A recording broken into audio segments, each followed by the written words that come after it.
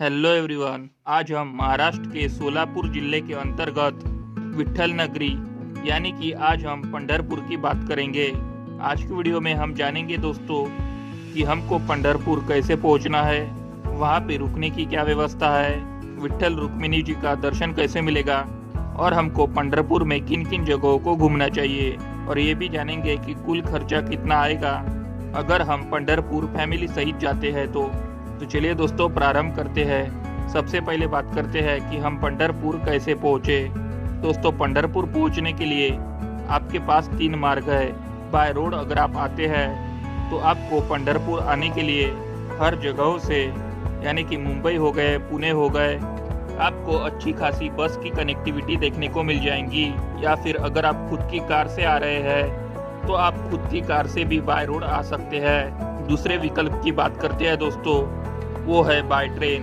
दोस्तों अगर आप ट्रेन से आना चाहते हैं तो आपको पंढरपुर रेलवे स्टेशन भी मिलेगा, लेकिन हो सकता है कि आपको पंढरपुर आने के लिए लंबी दूरी की ट्रेन ना मिले। तो आपको मैं ये रिकमेंड करूंगा कि आप महाराष्ट्र के किसी भी शहर से पंढरपुर के लिए डायरेक्ट ट्रेन ले सकते हैं। और दोस्तों अगर मैं तीसरे विकल्प की बात करूं तो वो है बाय फ्लाइट। दोस्तों फ्लाइट से अगर आप आते हैं तो आपका सोलापुर में ही एयरपोर्ट है, और सोलापुर से पंढरपुर की जो दूरी है वो 75 किलोमीटर की है। और यदि आपको सोलापुर तक डायरेक्ट फ्लाइट नहीं मिलती आपके शहर से तो आप पुणे तक आइए, और पुणे से भी आप बाय रोड पंढरपुर पहुंच सकते हैं, जो कि 200 किलोमीटर के आसपास आपको पड़ जाएगा। चलिए दोस्तों हम पंढरपुर फाइनली पहुंच चुके हैं। हम बात करते हैं अब कि हमको अब मंदिर पहुंचना है, लेकिन ये बताना चाहूंगा कि पंढरपुर में विट्ठल रुक्मिणी माता का मंदिर तो है ही, लेकिन यहाँ पे अनेक मंदिर है, जैसे कि मथुरा और वृंदावन में मंदिरों की नगरी है। इसी तरीके से पंढरपुर भी हमारा मंदिरों की नगरी कहा जा सकता है। तो विट्ठल रुक्मिणी जी के दर्शन करने से पहले हम कुछ चीजें जानते हैं कि हमको रुकना कहाँ पे है। दोस्तों रुकने के लिए पंढरपुर में काफी उत्तम व्यवस्था है। आपको वहाँ पे धर्मशालाएं देखने को मिल जाएंगी, आपको वहाँ पे मंदिर ट्रस्ट के रूम मिल जाएंगे, और साथ ही साथ आपको वहाँ पे गजानन महाराज का ट्रस्ट है तो आप गजानन महाराज के ट्रस्ट के रूम में भी रुक सकते हैं। और अगर आप प्राइवेट होटल्स करना चाहते हैं तो वो भी आपको मिल जाएंगे। तो दोस्तों आप रेलवे स्टेशन से अगर आप मंदिर परिसर भी आते हैं तो ऑटो वाला आपसे 20 रुपये प्रति सवारी लेगा, तो आप ऑटो से मंदिर परिसर पहुँच सकते हैं। मंदिर के आसपास आप होटल देख सकते हैं। और अगर मैं बात करूँ गजानन स्वामी जी के ट्रस्ट की तो वहाँ पे भी आप रुक सकते हैं। चलिए दोस्तों अब हम बात करते हैं कि हमको पंढरपुर पहुंचने के लिए सबसे उचित और सबसे बेस्ट समय कौन सा रहेगा। दोस्तों अगर आप भीड़ भाड़ पसंद नहीं करते, अगर आपको शांत मन से दर्शन करना है तो उस केस में आप किन किन पर्वों को छोड़कर आए ये भी जान लेते हैं। पहला है मकर संक्रांति, दूसरा पर्व है हमारा रामनवमी के दिन, तीसरा है माघ महीना, चौथा है कृष्ण जन्माष्टमी, और उसके बाद है आपका कार्तिक महीना। तो इन कुछ पर्वों को छोड़कर आप कभी भी पंढरपुर आ सकते हैं। और अगर आप लाइन से बचना चाहते हैं तो यहाँ आपको ऑनलाइन दर्शन की भी सुविधा उपलब्ध है।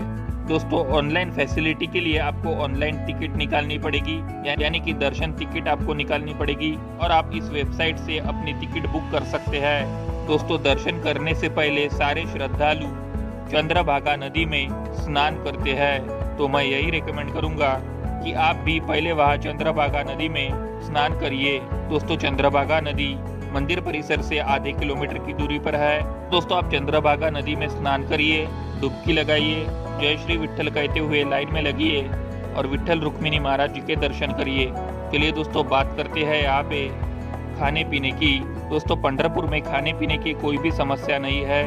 बहुत सारे आपको वहाँ पे भोजनालय देखने को मिल जाएंगे, वहाँ पे आपको रेस्टोरेंट्स और होटल्स भी देखने को मिल जाएंगे, तो कहीं भी जाके आप भोजन कर सकते हैं। रेट की अगर मैं बात करूँ दोस्तों तो यहाँ पे आपका थाली सिस्टम के आधार पे 60 रुपये से लेके 150 रुपये तक थाली आपको अलग अलग होटलों में देखने को मिल जाएंगी। तो जो भी आपको खाना पसंद है आप किसी भी होटल में ले सकते हैं। दोस्तों यहाँ पे एक चीज मैं ये बताना चाहूंगा कि अगर आप गजानन स्वामी के ट्रस्ट में रुके हुए हैं तो वहाँ पे ट्रस्ट की तरफ से ही खाना दिया जाता है, तो उसका जो थाली कॉस्ट है तो वो 35 रुपये है। 35 रुपये में आप भरपेट खाना खा सकते हैं। अब बात करते हैं कि पंढरपुर में हमको कितने दिन का स्टे बनाना चाहिए। तो दोस्तों पंढरपुर में कम से कम आप 2 दिन का स्टे जरूर बनाइए। अगर आप 2 दिन रुकते हैं तो यहाँ के सभी प्रमुख मंदिर आप घूम लेंगे और आराम से विट्ठल रुक्मिणी माता जी का दर्शन भी कर लेंगे। चलिए दोस्तों बढ़ते हम आगे की तरफ कि पंढरपुर में हमको और किन किन जगहों पर विजिट करना है। सबसे पहले दोस्तों आप पुंडलिक मंदिर जाइए। दोस्तों पुंडलिक मंदिर अगर आप चंद्रभागा नदी में स्नान करते हैं तो वहीं पे पुंडलिक मंदिर है, तो यहाँ जाके आप दर्शन कर सकते हैं। उसके बाद आप जा सकते हैं नामदेव पारी। दोस्तों नामदेव पारी विट्ठल महाराज के बहुत बड़े भक्त थे। उसके बाद आप जा सकते हैं गोपालपुरा। दोस्तों आप गोपालपुरा में जाकर वहाँ पे भी दर्शन कर सकते हैं। उसके बाद आप जा सकते हैं विष्णुपथ। दोस्तों विष्णुपथ में भी जाके आप वहाँ पे दर्शन कर सकते हैं। वहाँ पे विष्णु जी के चरणों के निशान है, तो वहाँ पे आप दर्शन कर सकते हैं। चंद्रभागा नदी के बीच में ये मंदिर है, तो यहाँ पे भी आप जा सकते हैं। चलिए दोस्तों अगले स्थान की हम बात करते हैं, वो है आपका पद्मावती माता मंदिर। तो दोस्तों आप यहाँ पे भी जाके दर्शन कर सकते हैं। तो दोस्तों इन सारे जगहों पे आप घूम सकते हैं। दोस्तों इन सारी जगहों को घूमने के लिए आप ऑटो कर सकते हैं। ऑटो वाला आपको इन सारी जगहों को घुमा देगा। दोस्तों पंढरपुर में ट्रस्ट की तरफ से ही प्रसाद दिया जाता है, जो कि मंदिर परिसर में ही मिलता है, तो वहाँ पे जाके आप प्रसाद ले सकते हैं। चलिए दोस्तों बात करते हैं हम यहाँ पे कि हमको टोटल खर्चा कितना लग जाएगा पंढरपुर में घूमने के लिए।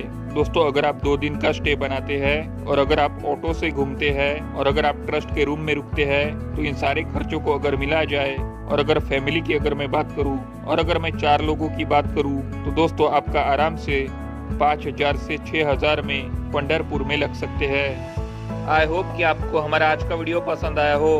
अगर आपको हमारा आज का वीडियो पसंद आया हो तो वीडियो को लाइक करें, चैनल पे नहीं हो तो चैनल को सब्सक्राइब करें और हो सके तो इस वीडियो को शेयर भी कर दे। मिलते हैं जल्दी ही ऐसे ही किसी नेक्स्ट इंटरेस्टिंग वीडियो में, तब तक के लिए बाय।